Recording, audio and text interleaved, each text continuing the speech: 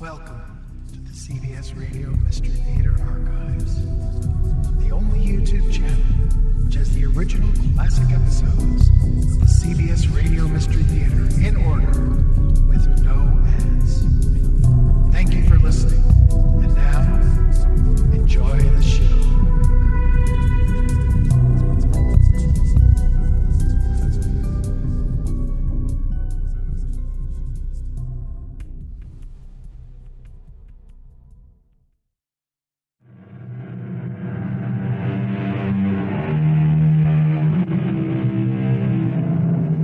Come in. Welcome. I'm E.G. Marshall. Consider, if you will, the earthworm, one of the lowliest of creatures. If you're an average person, you probably never have thought about an earthworm at all, except perhaps as bait for a fishhook or breakfast for a robin. And yet our lives would be impossible without him or her. Or do earthworms have sex? See? We're not even sure. But unless you had earthworms constantly, ceaselessly boring their holes in the ground, it would be virtually impossible for things to grow. Why, then, are not earthworms hailed and honored by all mankind? Well, whoever said you always get what you deserve in this world? I love you, darling. And I've never loved anyone as much as I love you. I'm so happy. I only hope you're as happy as I am. Are you really happy? Yeah. It doesn't sound very enthusiastic. Darling, I'm happy, except, What is it, darling? well, I have these terrible dreams. Dreams? Yeah. Dreams. In which I keep killing you.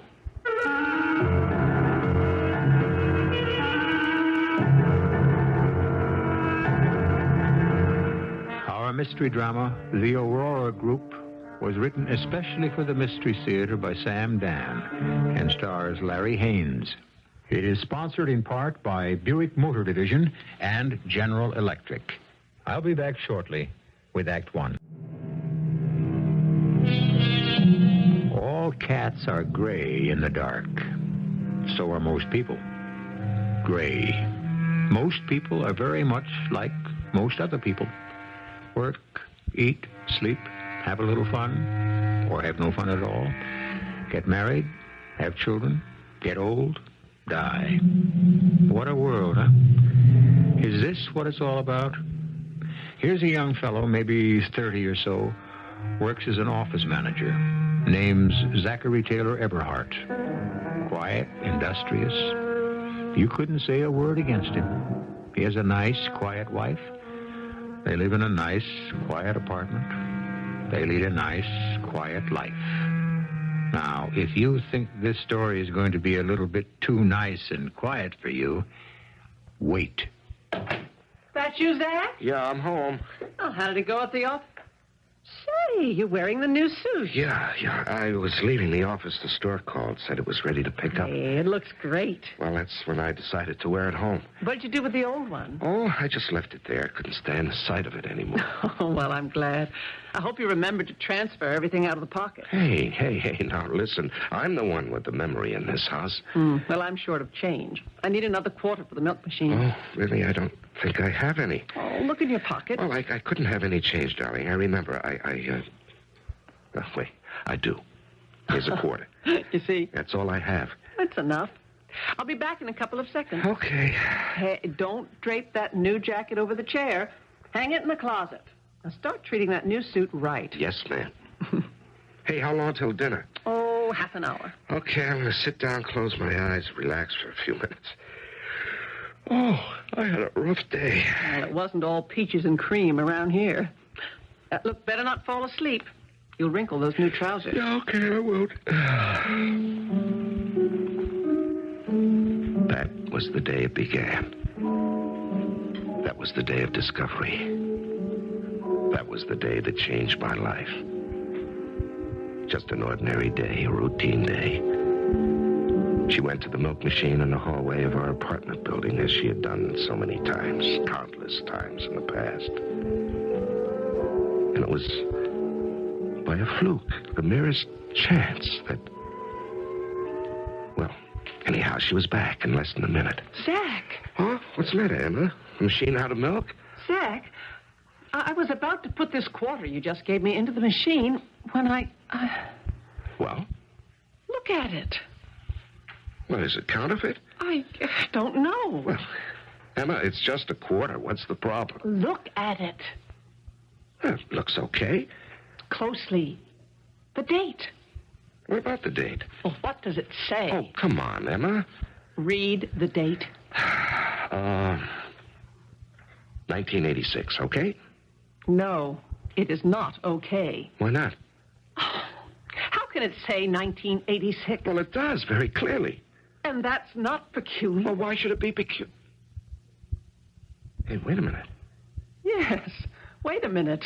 Oh, that's got to be a mistake. Do they make mistakes like that? Well, I don't know. It's just an ordinary U.S. quarter, except for the date. Why does it say 1986? I can't understand that. After all, it's not going to be 1986 for a long time yet. I just don't understand. I can't figure it out. Look, can you remember where you got it? No. Well, think. You had to pick up change somewhere today. No, I didn't. I can remember all the money I handled. I had 4 quarters. Well, was this one of them? No, and I'll tell you why. I spent 2 of them on the bus this morning, the other 2 on the bus tonight. And those 4 quarters were all the change I had. Well, during the day? Coffee break, it was Johnson's treat. Lunch, I ate at the counter, came to $1.60, and I left $2 bills. Well, you had to pick it up somewhere. Well, darling, I had no other change. I know it. Don't you remember when I came home, you asked me if I had a quarter? I said no. And then I found this in my pocket. Maybe it was in the suit when you got it. No, it couldn't have been. Well, how can you be sure? Well, I took it out of the jacket pocket, and the pocket was still sewed up. The tailor had to slit it open. It was empty. Then how did the quarter get in there? Well, I'm sure there's got to be an explanation.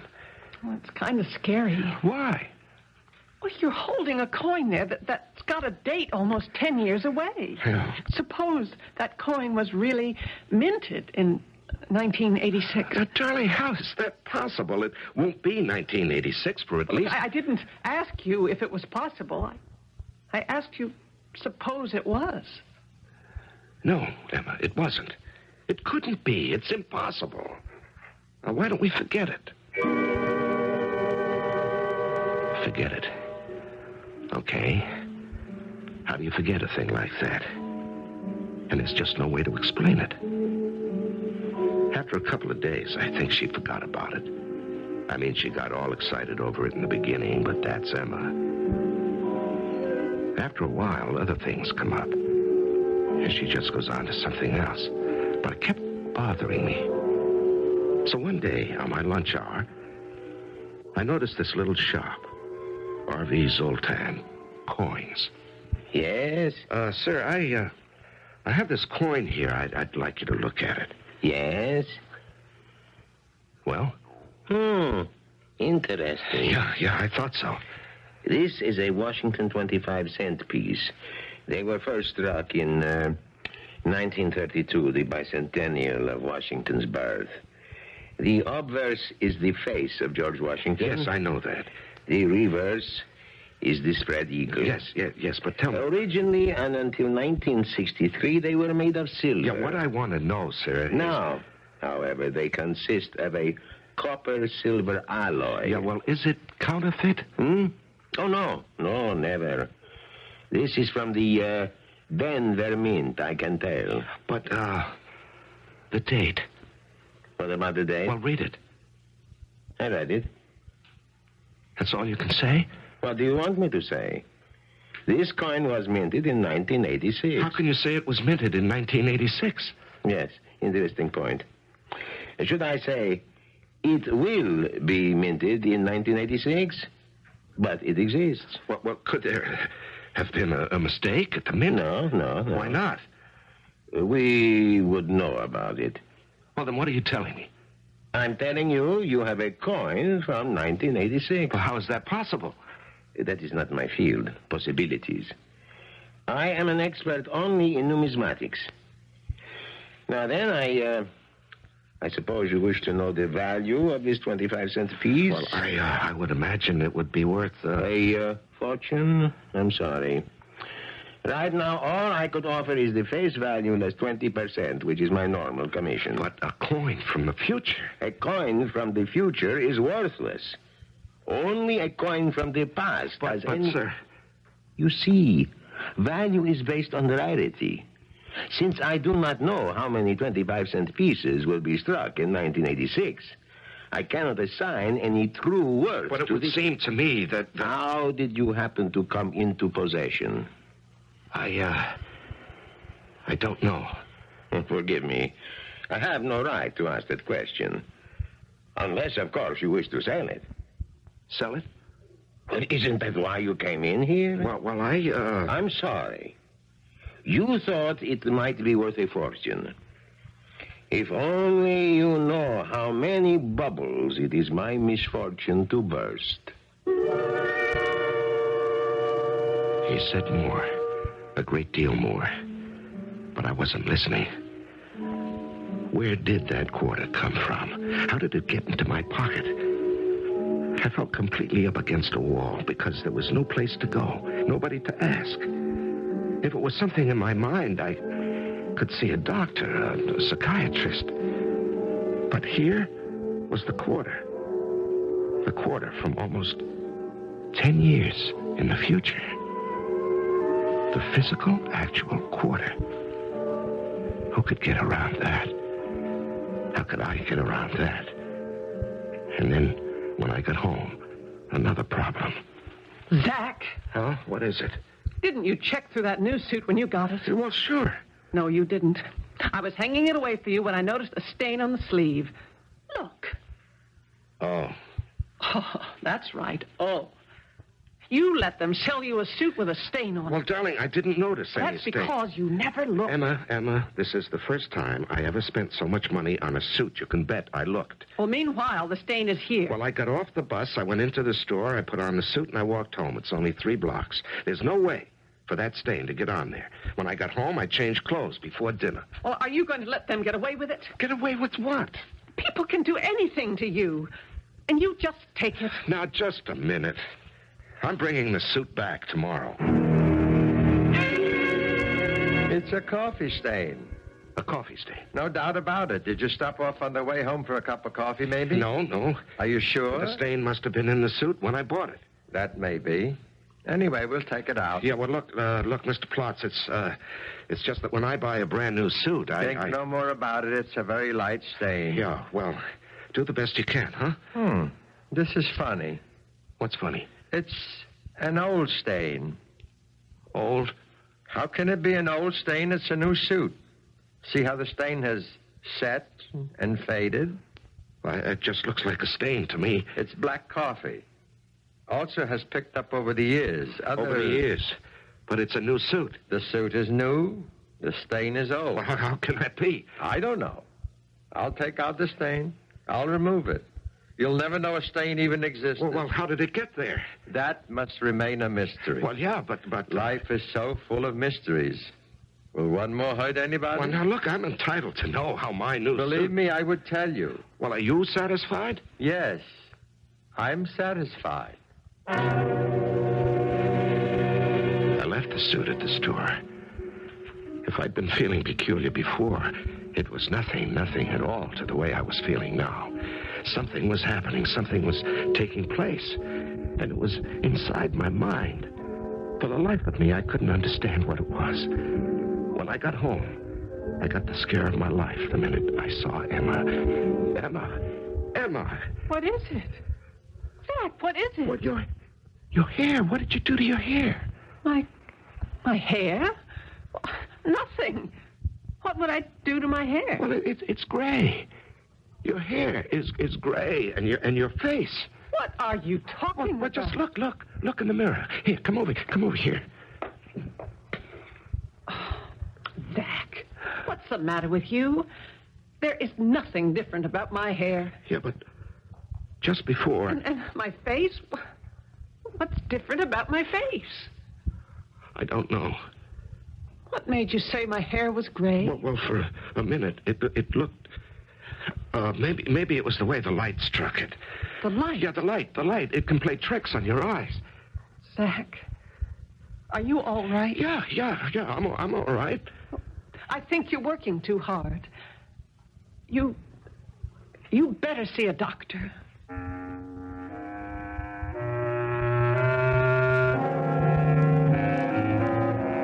You're working too hard. You better see a doctor. How often do wives say that? If you had $1 for each time, you'd be rich beyond all dreams. But even though you'd be fabulously wealthy, you'd still be curious to know what was going to happen in Act 2. Well, join the rest of us here in just a few minutes. We're dealing here with a set of circumstances, a juxtaposition, as it were, of the old and the new. We have a coin from a date that is still in the future. We have a stain that is years old on a suit that is brand new. Ordinarily, we could say that the person to whom it is all happening is, hallucinating. But the problem is, he has witnesses. You can get an attack of fever, but what you cannot do is live at fever pitch indefinitely. Okay, the coin from 1986, the stain on the suit. Mysterious, it's puzzling, it's even frustrating, but life has to go on. So the weeks went by, the months, maybe even a year. I forgot all about the coin. And as far as the suit was concerned, well, by now it was a suit that I wore without thinking about. And then one day... Zach? Yeah? Aren't you home early? Yeah, I guess so. Anything happened at the office today? Yeah. I got fired. Oh, that's nice. What? What did you say? I got fired. What? But out of a clear blue sky. Out of a clear blue sky. What did you do? I didn't do a thing. Well, you must have done something. No, I arrived at the office, hung up my hat and coat. Oh, Zach, tell me what happened. And Mr. Bistany called me into his office. What did he say? He said, "You're fired." But without any reason. And he said, "I'm fired, too, if it'll make you feel any better." Why was he fired? We're all fired, every last one of us. Why? Well, you can't fire everybody in the company. There is no longer a company. What do you mean? There's no longer... It's finished, ended, over and done with. Will you please make sense? Does any of it make sense? I gave this company 9 years of my life, 9 of my best years. I thought I was building a future. I thought I had someplace to go. And where was it? The scrap heap. But what happened? Did you ever hear of the AURORA group? No. The AURORA group. You never heard of it? It never heard of you either. And yet it has altered the entire course of your life. You still didn't tell me what happened. Somewhere in Chicago, Illinois, 1,000 miles from here, there's a group of men, maybe women, too. And they play Monopoly. Only it's with real money and for real business.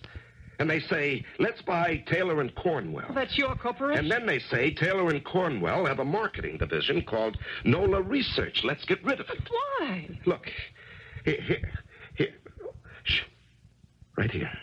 On this table is a fly. Zach. Shh. Don't make a sound. You'll frighten them. Now, just let me roll up this newspaper. Would you please? Shh. Now, watch this. There. I got him, you see?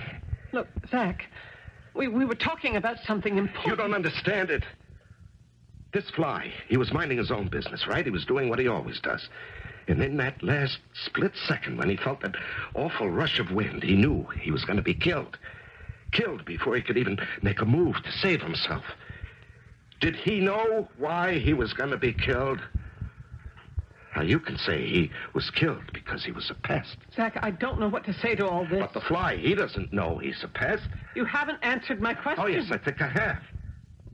The AURORA group got rid of NOLA Marketing for the same reason I slapped the fly. It's a pest, okay? But to do a thing like Do you that... think business operates on generosity and kindness, consideration for other people? No. Every eye turns to the bottom line, the almighty dollar, the basic buck. 9 years. In 9 years, I never missed a day. First to arrive, last to leave. You can get another job. Is that how you dismiss my 9 years? Zach, life goes on. Yeah. Yeah, it's funny you should put it that way. Now, what did I say? That's how you talk after a funeral about somebody who died. It's as if I died. But why don't we just go out tonight? Have dinner, see a show, go dancing. Oh, sure. Look at what we've got to celebrate. Zach, you're only 34 years old. It isn't the end of the world. You'll get another job. You keep saying that. It's true. You know what I said just before? Well, maybe I did just get back from the funeral. Zach, I think we just better stop this kind of A talk. part of me died, Emma. A part of me died with Nola marketing. The worst thing a wife can say at a time like this is, I told you so. And why say it? Because maybe it'll teach you a lesson. I always said you just can't give so much of yourself to your work. Oh, yeah, you said it, and I'll give you full credit. And believe me, it'll never happen again. From now on, I'm strictly a 9-to-5 guy. I could tell you more about how things went that day, but why? I was feeling sorry for myself, and I was right. Well, but how much do you want to hear about other people's troubles? Besides, I haven't even gotten to the real troubles yet. I found another job after a while. It didn't pay as much as my old one. But as Mr. Stebbins said when he hired me... Your salary around here will depend on what you can show us, Mr. Eberhard. Advancement is quick and the money keeps up with it. Provided a man has got the stuff. Sure. I'd heard that before. Well, Mr. Stebbins, for me, you get just what you pay for and not another penny's worth more. Hi, what'll it be? Tea. Okay, I'll pour you a cup of coffee. Wait a minute. I said tea. You're kidding. Did you say tea? Yeah, that's what I said. You know what that proves? It proves we just don't listen. I mean, the average person comes in here wants coffee, so I try to beat him to the punch. Oh, here, let me spill that out. No. It's all right. Yeah, maybe I will have coffee today. Oh, look, you don't have to No, have once coffee. every 10 years, I guess I can enjoy a cup. No, let me take it from you. Oh, I'm sorry. Oh, did you get any of that on you? No, it's all right. Look, whenever we spill anything in this place, the boss says to tell the customer the dry cleaning is on us. No, it's okay. It's not very much of a stain. It'll come out. Oh, I'm sorry. Oh, I never saw you in here before. You work in the building? Yeah, I started yesterday. Oh, well, don't be a stranger. Her name was Stella. She had that real dark, jet black hair. Black hair and black eyes. I mean, shiny, sparkling black eyes. Altogether, she was something to look at. So I looked at her. And I can honestly say it was the first time in the 9 years I was married that I ever looked at another girl. I mean, looked. And I could tell she liked me, too. But I wasn't the kind who fools around. That kind of thing leads into more trouble than you can handle. Anyhow, that's what I told myself at the beginning. Meanwhile, I was getting settled in on the new job. Zach, Yes, Mr. Stebbins. sit down. The Anderson contract. You remember it? Yes, sir. And you checked it out I did. thoroughly? I pride myself that I do my work thoroughly, Mr. Stebbins. The figure was $130,000. Do you remember? Yes? Didn't it strike you that 130 was rather low for all the services we would have to provide? Yes, sir. Very low. And why didn't you say so? Well, it wasn't my job, Mr. Stebbins. I was required only to examine the basic research elements and requirements. I was not asked to examine the budget. But surely it would go without saying that budgetary considerations would come into it. Well, the proposal was prepared by my immediate superior, George Wood. That was his figure. It may have been part of a strategic plan of his own, and I wasn't going to get into a battle with him over it. We don't battle with each other in this outfit. We work together. Yes, sir. As it happens, the 130 was a typographical error. It should have been 230. Now, in the future, Zach, don't be afraid to be independent. Or aren't you that type of guy? I used to be that type of guy, Mr. Stebbins. But I've learned. Sure, I could have taken that proposal home and burned hours of midnight oil over it. I could have turned it into a real moneymaker for this company, but why?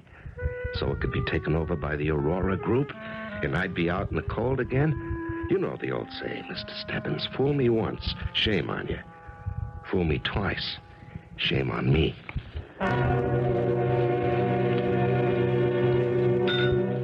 Zach. What is it? Well, it's stew, if you must know. It's about all we can afford every night for supper.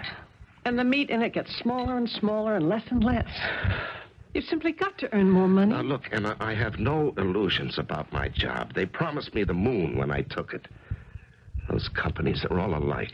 Zach, maybe it's you. Me? What's the matter with me? Well, you look as if you don't care anymore. How can you say that? Your appearance used to be so neat, so orderly. Now you wear the same suit all the time. It's even got a stain on Now, it. what difference does it make? Well, I'll have to go out and get a job. Go ahead. I'm not really trained to do anything. All I studied in school was art. Look, I don't feel too good. I think I'll lie down and take a nap. Hi. How are you, Stella? Oh, me? I'm great. Oh, what's the matter, Zach? It's a long story. Well, I got all day.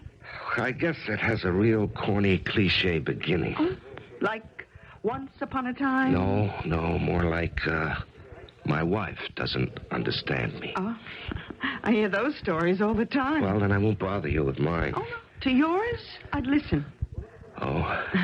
I, get off at 5, so maybe we could go somewhere. You have to understand, I had to talk to somebody. I wasn't out for love or sex or any of the rest of that. That came later.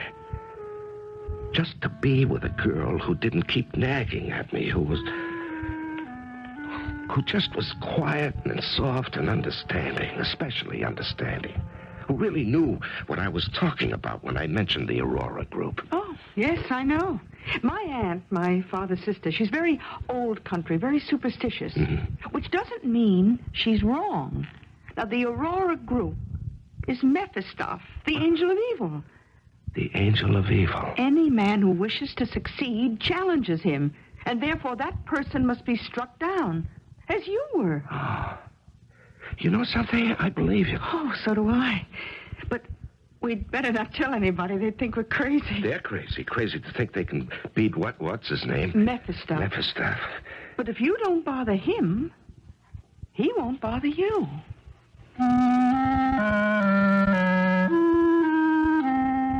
You may ask if that's how things had progressed between Stella and me. Why didn't I get a divorce? Well, religiously, it was impossible. Emma didn't believe in it, and neither did Stella's husband. He was a merchant sailor, and he was away for months at a time. But Emma was around. Actually, she was doing very well. She had gotten herself a job with a large, important art and antiques gallery. She was doing very well. I got a raise. Oh, really? Mr. Penrith says they've had eyes on me, and I can go places. Well, look out you don't irritate Mephistoff. Who? Skip it. Are you still wearing that same suit? Well, I can't afford another one. Well, I'm making more money now. No, thank you. Why don't you ask for a raise? If I do, they'll fire me. I'm stuck away in a neat little cubbyhole. Well, then get another job. It's the same thing everywhere. I don't want to start that thing all over again. Besides, I have work to do. Oh? Bringing work home? I see you didn't learn. Look at this. Beautiful. All right, what's it supposed to be? What does it look like? Well, it looks like a dagger. It's a fine damascened Florentine dagger. Here, you can read the information on the tag. I brought it home because there's some spots to be cleaned. What kind of information is this? Well, read the tag. It has all the history. Well, it says on this tag, Exhibit A. Exhibit A. Let's see. That's how the various things are marked for a trial. Exhibit A, Exhibit B, and so on. Exhibit A is usually the murder weapon. Murder weapon? What murder weapon? What murder? Are you thinking what I'm thinking?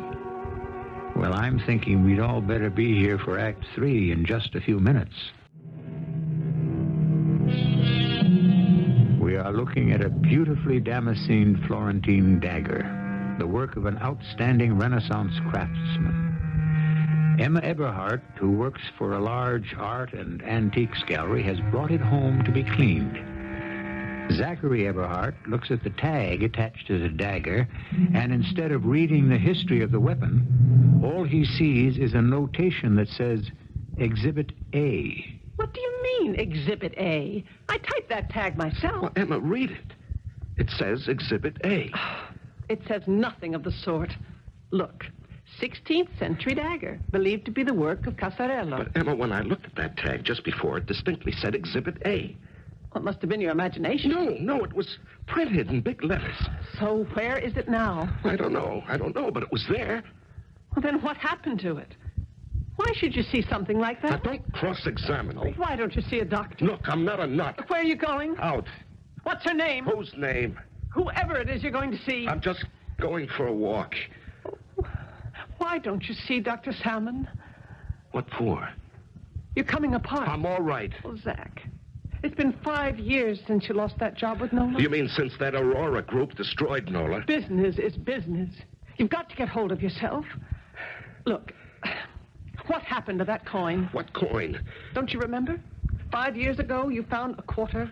It was dated 1986. Oh, yeah. Well, 1986 is still years away. What did you do with it? Well, I spent it. You spent it? Yeah, I dropped it in a slot somewhere. But, Zach! It wasn't worth anything. I took it into a coin expert. Then it's gone. Yes, it's gone. Well, Zach, somehow I feel that everything that's happened to you since then is tied up somehow with that quarter. What happened to me was I got sandbagged by the Aurora group. That's what happened to me. Well, I made an appointment for you with Dr. Salmon. Please, Zach, please keep it. Now, let's straighten this whole business out at the start, Doctor. I don't believe in this entire psychiatry thing. I think it's a waste of time. Why did you come? Well, otherwise my wife would have made me miserable. Your wife told me your problem. Yeah, I'll bet she did. She said you had suffered a terrible disappointment. Oh, really? You had worked wholeheartedly for a certain company that was suddenly taken over by some conglomerate, and that was the end of it. Is that true? Well, that part of it is true. And since then, you've gone completely to pieces. No, I'm just playing it smart, not giving anybody else a chance to use me and throw me away. But don't you think... Don't I think what? That I ought to pull myself together and make a fresh start and... Now, look, I get that lecture from her. Do I have to get it from you, too? I won't lecture you at all. I will merely say you must choose.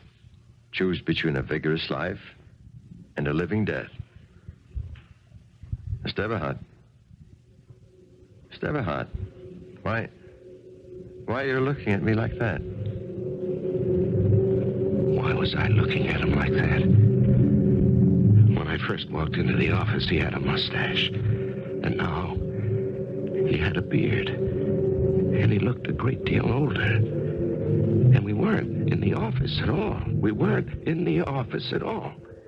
Dr. Salmon, you have seen the defendant in the past as a patient. That is correct.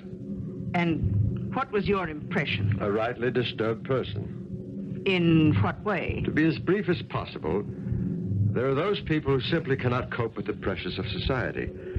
When they meet with severe disappointment or defeat, it becomes a psychological blow from which they never recover. But why should this have made the defendant kill his wife?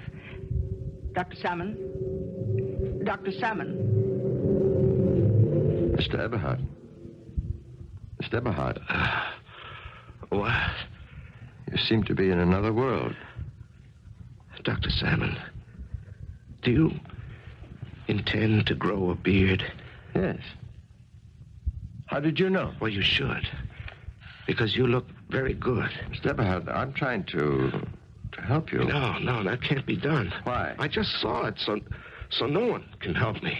What did you just see? The future. How can a person see... Now, don't waste time with that. I've seen it. I just realized I've been seeing it all along. What you're saying is an impossibility. No, I'm sure. But that doesn't mean it can't be done. I see the future. It's revealed to me in little flashes, tiny clues. Here, look, I get a coin, a 25-cent piece with a date far in the future. I get a brand new suit that has a stain on it. A stain that it's not supposed to pick up until years later. I see a dagger with the words Exhibit A on it. I see a flash of my wife with white hair. I see you with a beard testifying at a murder trial. My trial. Your trial? Yes, I can see myself, the prisoner in the dock. Well? Well, obviously. Hallucinations. That's what you were going to say, huh? Yes. And that's how you intend to help me, by trying to prove it's all in my imagination? Where else can it be? Well, that's great for you. You want to help me on your terms. Help me on mine. I'm headed for a future where I murder my wife and stand trial. Can you stop that future? Why do you want to murder your wife? I don't. Surely you must have a reason. No, not at all. Another woman? No, I can't marry her anyway, which means Emma isn't in the way. But doesn't Emma object? No. Emma is holding hands with this Fenris guy at the gallery. Maybe you'd want to kill her for that. No, I don't care that You much. envy her success. She's rising in the world. She's going to be made manager at the gallery. No, it doesn't mean a thing to And me. yet you insist you're going to kill her. No, I don't insist on anything. All I know is what I saw in the future.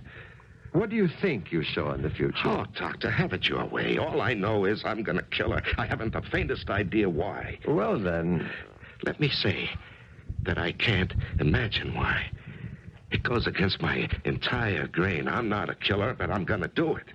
And there's no way to stop it. I've seen the future. I decided to get out of here. How could I kill Emma if I wasn't around? And so, I decided to drop out. Just disappear. And I did. There was no point in saying goodbye to Emma, who probably wouldn't even notice it. And I didn't feel strong enough to say goodbye to Stella. So the next morning, I just got on the bus, and I kept riding. I went from town to town, from job to job. Things went from bad to worse. I just couldn't get set anywhere. And that went on for almost 6 or 7 years. Not that I was keeping track, but one day I looked at a calendar, and it was July 1986. And I knew I was going home, to where she was. I just couldn't fight it anymore. I didn't even know what I was fighting. And I had absolutely no desire to kill her. Well, what would be, would be. Zach! Oh, Zach, honey! Hello, Stella. Oh, Zach. Zach, what's happened to you? Nothing? Oh, you look so... Seedy? Well, why did you disappear? Well, that's a long story. But you won't do it again. Oh, honey, you'll stay with me. If you'll have me. Oh, Zach. Darling, I never loved anyone but you. Yeah, I can't understand. What? I have absolutely no reason in the world to want to kill her. Oh, don't talk about killing. And yet, if you listen to the scientists... Don't listen to anybody. No, like Einstein. You see, I studied about this, Stella. Do you know the future has already happened? Oh, honey, what you need is a lot of sleep. Come on, how can the future have already happened? Now, Einstein's theory says the past, present, and future are all intermingled. Oh, honey, you don't want to bother your head with that. Believe me. Look, I'll tell you what. I'll close early. It's 4 now. Let's see. Give it another 15 minutes. I own it now. We'll do just great. Look, you drink this nice hot cup of tea, and I'll have to check out the register and read the paper, huh? Yeah, all right. There's news about your wife in it. Emma? Yeah, Section 2. Her picture and everything. She's become pretty big since you've been gone. Well, that's the way she wants it.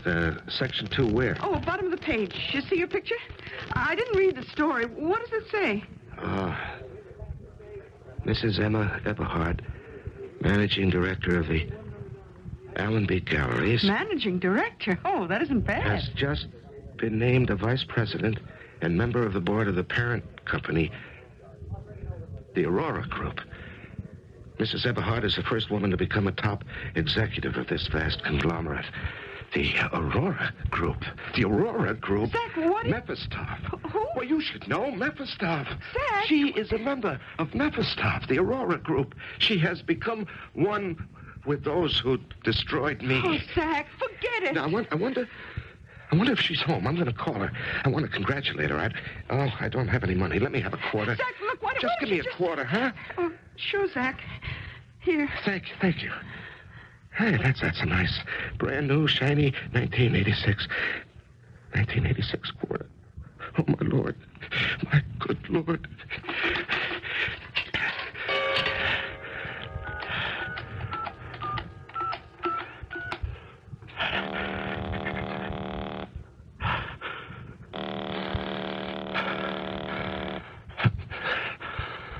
She isn't home. Here's the quarter. That's why I needed the quarter. Zach, where are you going? I knew where I was going. To the gallery. To the gallery that was owned by the Aurora Group. The Aurora Group, which slowly but surely was taking over everything and everybody. Zach, what are you doing here? Where have you been? I tried to stay away because I didn't want to kill you. Zach? But you became one of them. You're a member of the Aurora Group. Well, I'll have to ask you to leave. Here it is on this tabletop. This beautifully damascened Florentine dagger. Do you see? See how it was ordained? How it was meant to be? Zach, what are you doing? Help! Nothing can help you. No one. You joined them. You became a part of them. I always wanted to kill them, and I can do it by killing you.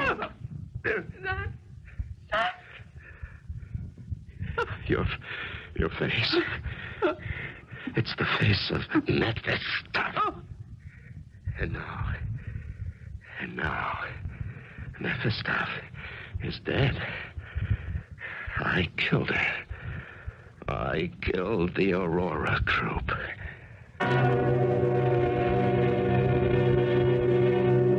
Well, he didn't. Not really. The Aurora Group is still around, bigger, richer than ever. But just as every man has his price, every man can have his motive. And if you think you're not the type who could kill, well, it all depends on the game and the stakes, doesn't it? More about the game in just a few minutes. There are those who insist that society is also responsible for our crimes. And there's a considerable body of evidence to prove it. After all, we insist on winner take everything. We make it intolerable to be a loser. Our cast included Larry Haines, Ann Williams, Bryna Raeburn, Joe DeSantis, and Leon Janney. The entire production was under the direction of Hyman Brown. This is E.G. Marshall inviting you to return to our Mystery Theater for another adventure in the macabre. Until next time, pleasant dreams.